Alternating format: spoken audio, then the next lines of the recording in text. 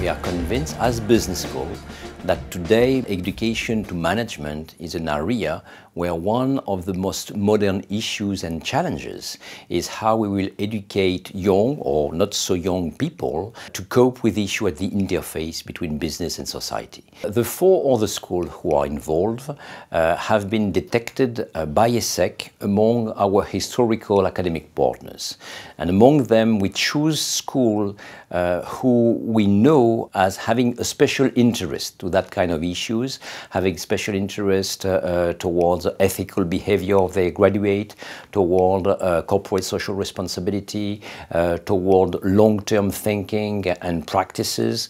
And the topic we have chosen, which is corporate governance and leadership, is in some way at the very core of our strategic intention creating the council. We were able to gather 45 different speakers. About 60% of them are from the corporate world, 40% are from the academic world, and the balance between the 5 nationalities, which are the origin of the schools, is pretty well assumed. The wonderful thing about this kind of association is that it forces you to work on a project that is truly multicultural. So we speak about that in our schools very often, that our students have to be multicultural, they have to understand global issues. The important thing is that it's a worldwide movement of developing the corporate governance principles. I think it's a matter of being conscious that corporate governance principles are essential to the benefit of a company and to a whole society. The issues of corporate governance are fascinating. I belong to companies on boards of companies in the U.S., and so I know a lot of how the U.S. governs its boards and how we govern the corporate leaders. It's fascinating to think of the same issues in an economy such as China, which is coming out of a communist regime into a market regime. Now it's growing very fast in a market way, with half of its companies being publicly owned and half of the companies being government controlled. So it's an interesting contrast.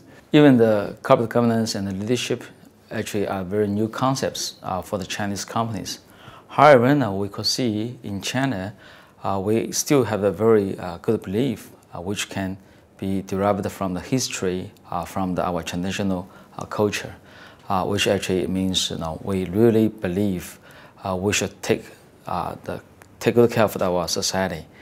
As a good man, when you want to make money, you should follow the good rule, good strategy. That means you should take care of the others, not only be selfish to make money by your own. Many things in this discussion have to do with values. Do you share the same values? It could be a Japanese culture, or it has something to do with the long history of Japan. But we Japanese people, we think about the long-term perspective. Therefore, not the tomorrow or 1 week after, but the 3 years, 5 years, 10 years.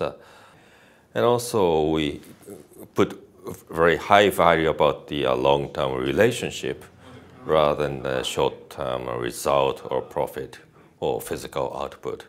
Therefore, governance itself, the meaning of the word of the governance is slightly different. Business today has become so complex, has become so interactive with political issues, with environmental issues, with governance issues, with regulatory issues also, that we have to educate business leaders who are really familiar with these issues and who will think about their own decisions in terms of contextualization of the decisions. So we want to educate that type of leaders who have a critical view and a critical approach about what will be the consequences of their decision and incorporate that within the decision-making process.